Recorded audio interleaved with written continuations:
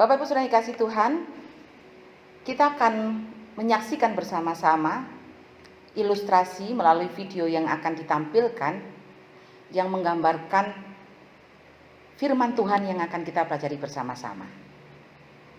Bagaimana Tuhan Yesus menemui para murid setelah kebangkitannya. Ini videonya.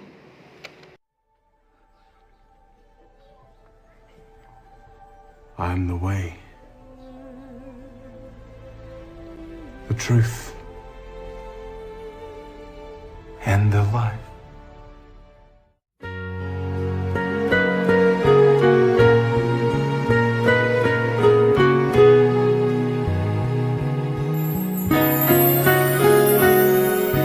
Thomas said he would not believe until he saw the Lord,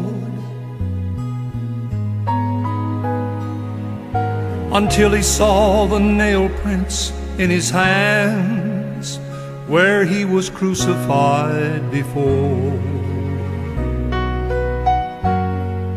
Then while the doors were closed, Jesus stood in the midst and said, "Peace be unto you." Thomas, you believe because you see, but now I tell you of the truth. Blessed are those who've never seen, and yet they believe in me. Blessed are those who've never seen, and yet they follow me. Tell everyone you know, tell everyone you see.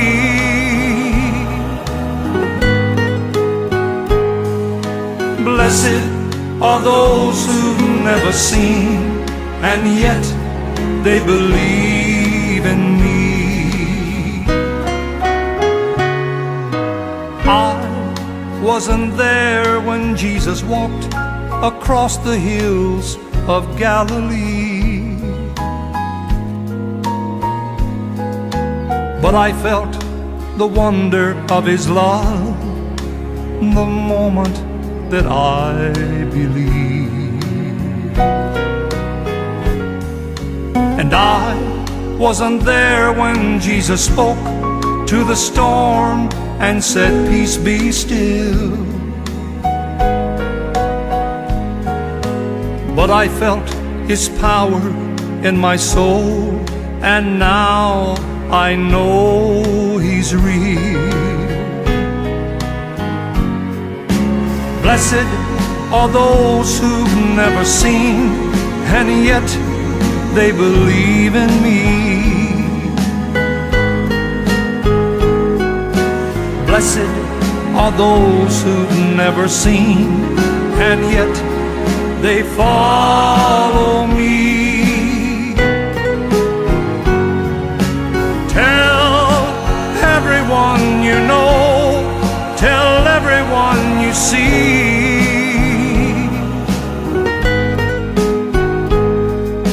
Blessed are those who've never seen, and yet they believe in me. Blessed are those who've never seen, and yet they believe in me. Believe in me. Blessed are those who've never seen, and yet they follow me.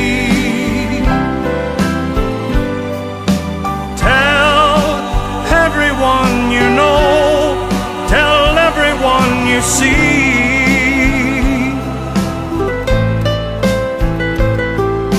Blessed are those who've never seen, and yet they believe in me. Blessed are those who've never seen, and yet they believe in me.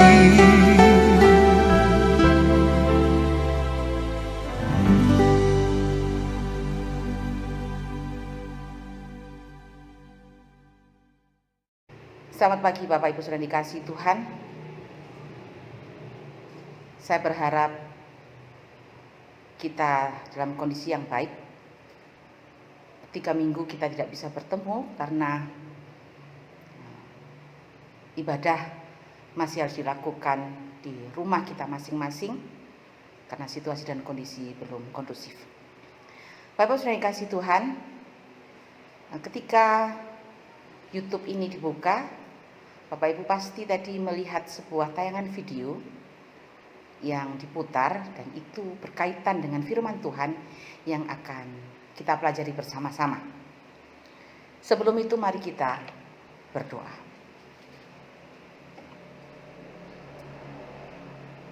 Tuhan Yesus yang baik, terima kasih untuk kesempatan pada pagi hari ini.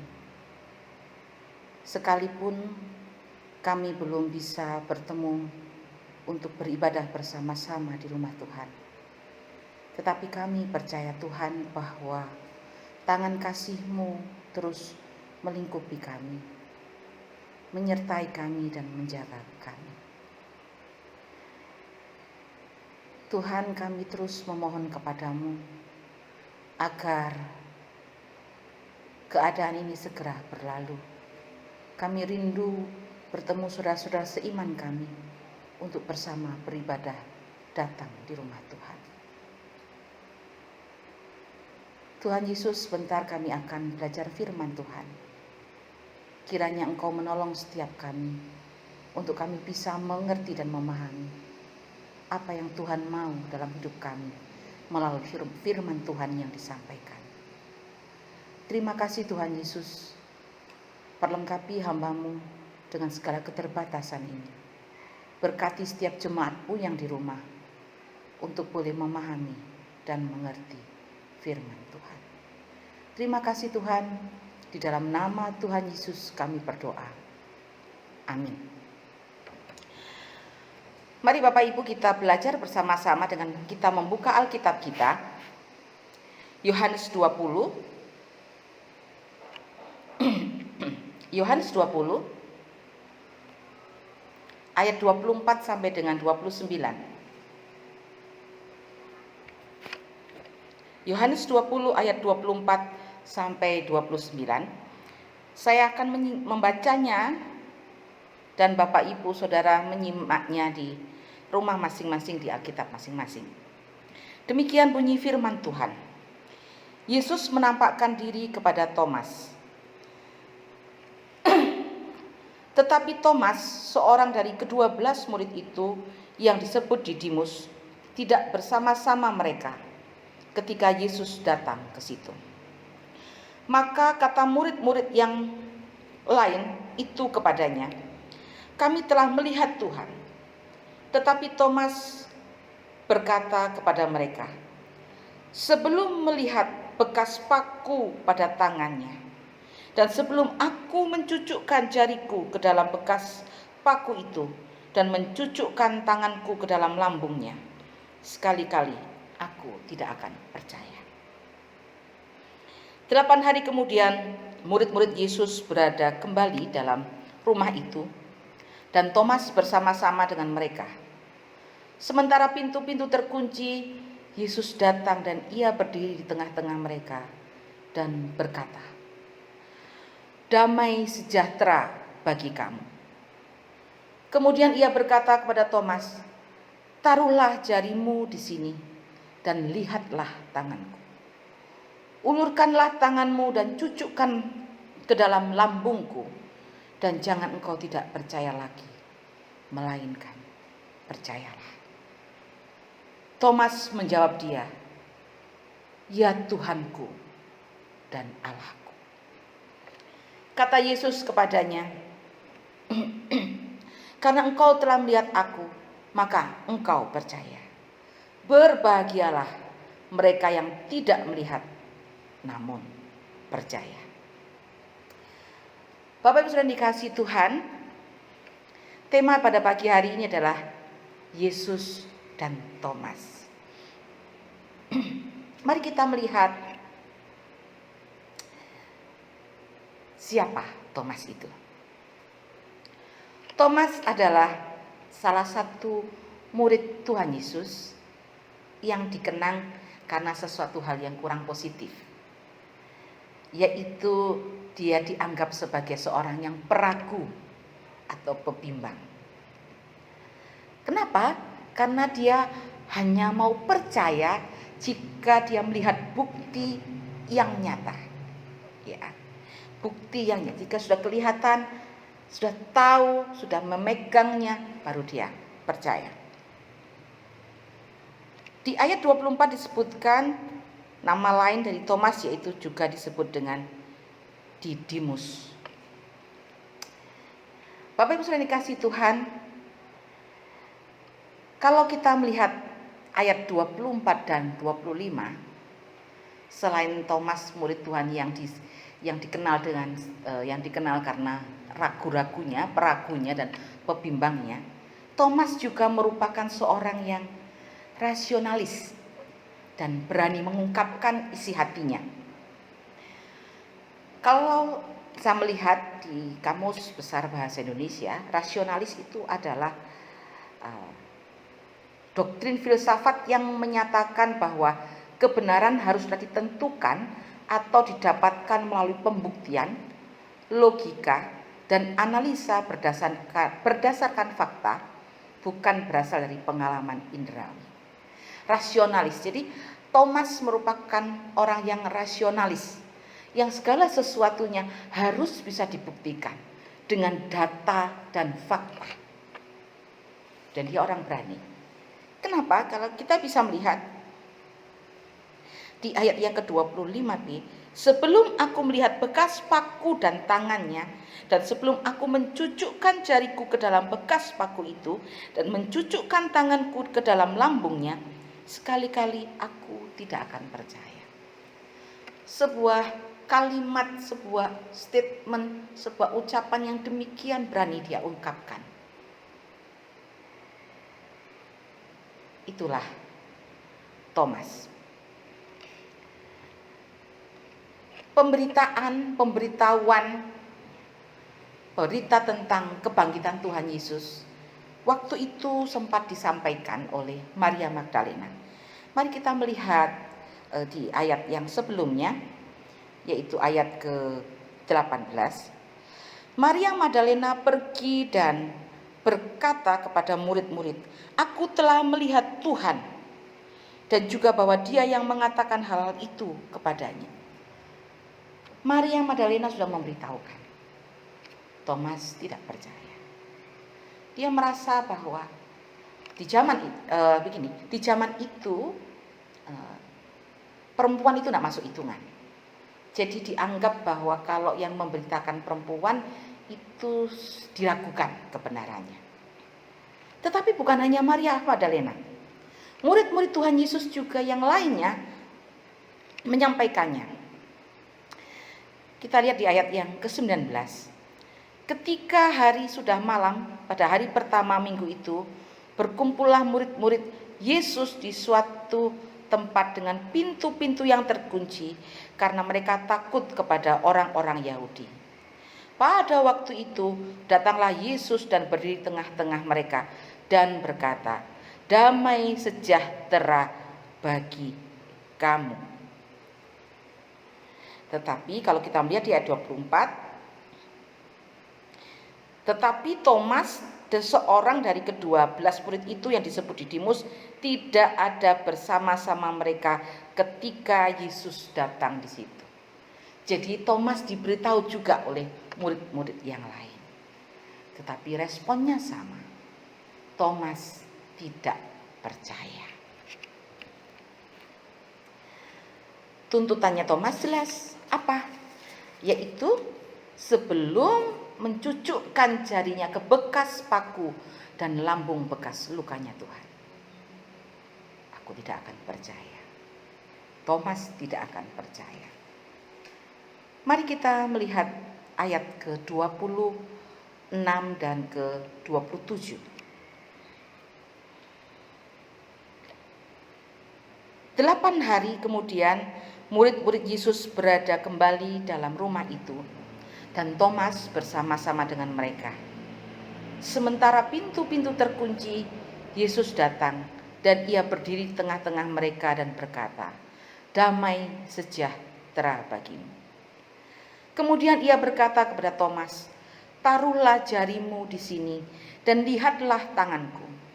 Ulurkanlah tanganmu dan cucukkan ke dalam lambungku, dan jangan engkau tidak percaya lagi, melainkan percayalah."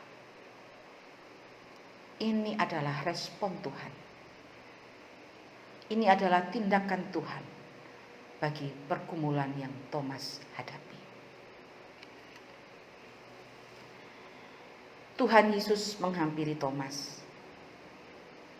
Dan ketika Tuhan menghampiri Thomas, respon Thomas demikian dalam. Di ayat 28, Thomas berkata, "Ya Tuhanku dan Allahku." Ketika Tuhan Yesus menghampiri Thomas dan menjawab semua pergumulan yang Thomas sedang pikirkan, Tuhan menjawabnya, "Taruhlah jarimu di sini dan lihatlah tanganku. Jangan engkau tidak percaya lagi, melainkan percayalah." Bapak Ibu saudara dikasihi Tuhan, sikap rasionalitas, sikap yang semua dipikirkan dengan logika, dengan otak, dengan kemampuan kita, itu baik, Bapak Ibu saudara dikasihi Tuhan, sangat baik. Tetapi itu menjadi tidak baik jika itu berlebihan digunakan. Mengapa? Karena dengan rasio yang kita gunakan, dengan rasionalitas yang kita gunakan, kadang-kadang iblis gunakan itu untuk kita membuat dalih dan membuat pembenaran-pembenaran bagi diri kita sendiri, dan menghalangi kita untuk mengalami Tuhan, untuk melayani Tuhan. Contohnya demikian. Misalnya saya akan berbuat baik kepada seseorang, ya. Misalnya kepada Mas Aka, anaknya Pak Didi. Udah, saya akan bantu Mas Aka. Kemudian ketika saya akan membantunya, tetapi saya punya pikiran begini, ndak sido wis, ndak jadi.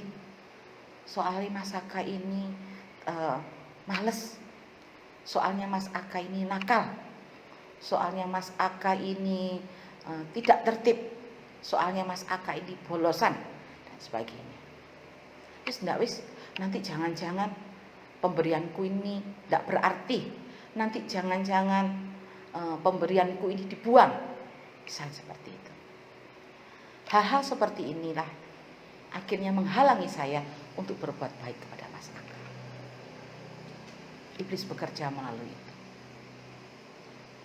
Demikian juga ketika kita diminta bantuan untuk ambil bagian dalam pelayanan. Aduh, aku nggak bisa karena aku repot. Aduh, aku nggak bisa nyanyi. Aku nggak bisa, nggak punya sepatu. Aku nggak bisa karena sibuk dengan pekerjaan. Yang lainnya kan bisa, lebih pinter, lebih bagus. Akhirnya kita tidak jadi melayani Tuhan.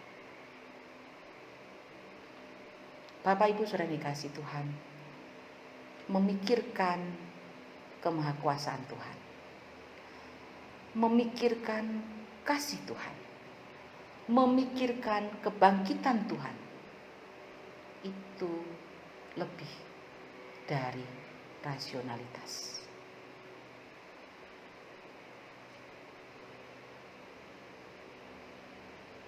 Bapak Ibu saudara dikasihi Tuhan,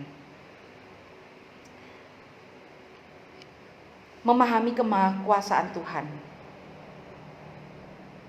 itu sangat terbatas dengan rasionalitas yang kita punya.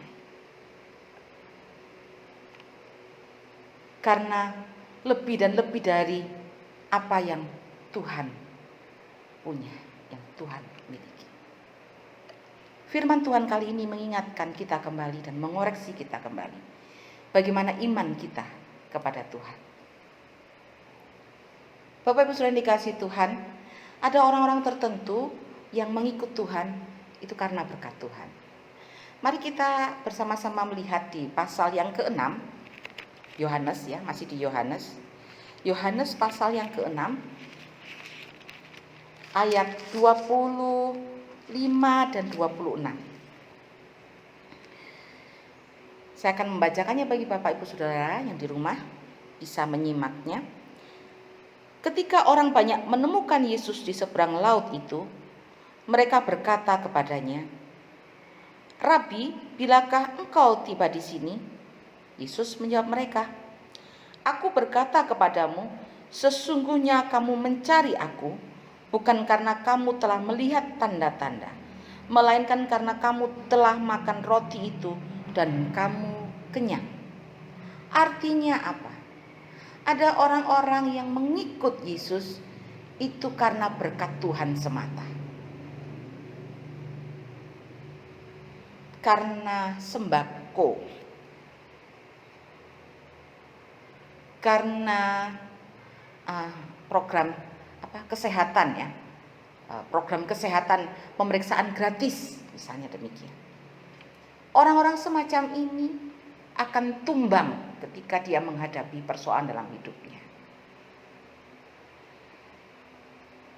karena yang di benaknya hanya, yang dipikirkan hanya berkat-berkat jasmani.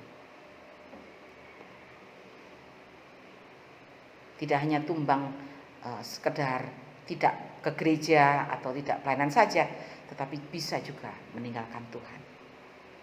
Lalu ada orang-orang yang mengikut Yesus karena hanya percaya kepada mukjizat. Kalau tidak mengalami, dia tidak akan percaya kepada Tuhan.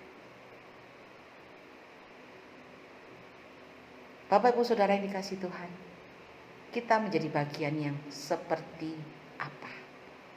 Kita menjadi bagian yang mana?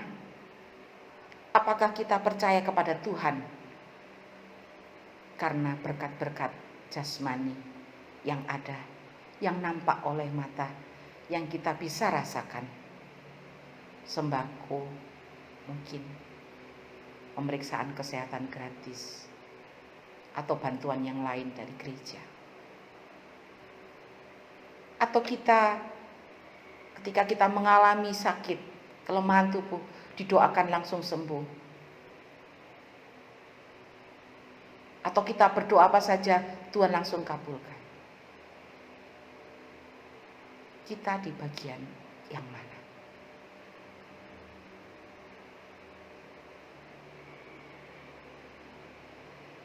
Perikop yang kita pelajari pada pagi hari ini menunjukkan kepada kita bahwa iman yang paling indah adalah iman yang diajarkan Tuhan melalui Thomas di ayat yang ke-29. Kita buka kembali ayat 20, pasal 20 ayat 29b. Berbahagialah mereka yang tidak melihat namun percaya. Inilah iman yang paling indah yang Tuhan ajarkan bagi kita. Berbahagialah mereka yang tidak melihat namun percaya. Maukah Bapak Ibu percaya? Segala kemuliaan hanya bagi Tuhan.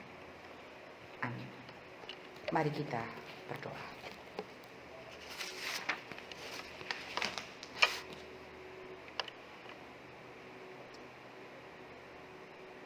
Tuhan Yesus,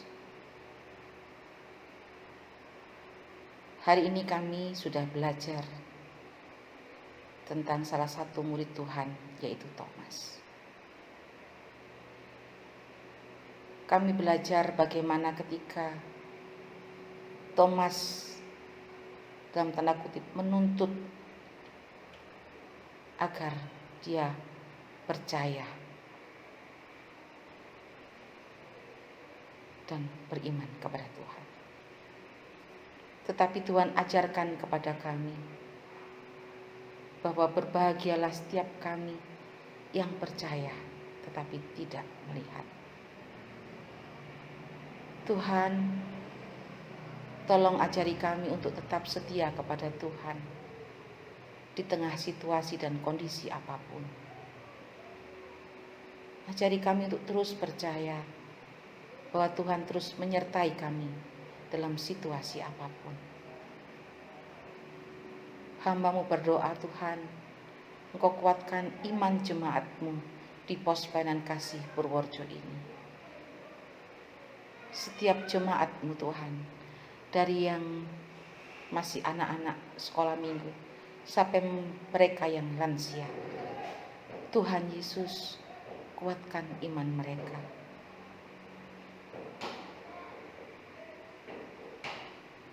Tolong Tuhan Kau ajari setiap kami untuk terus berharap dan bersandar hanya kepada Tuhan saja. Menyerahkan setiap kami Tuhan di tengah-tengah situasi yang tidak baik ini. Kiranya Tuhan Engkau memberkati jemaat-Mu di tempat ini. Usaha pekerjaan mereka Tuhan Engkau memberkati. Mereka yang bekerja di sawah, di ladang, mereka yang bekerja di bangunan, Tuhan Engkau memberkati. Mereka yang di toko, Tuhan Engkau memberkati. Mereka yang berada di luar kota ya Bapa, di instansi, di lembaga pemerintahan, Tuhan Engkau memberkati. Kiranya Tuhan, damai sejahtera Tuhan terus melingkupi kami. Di dalam nama Tuhan Yesus kami berdoa. Amin. Yesus berkuasa.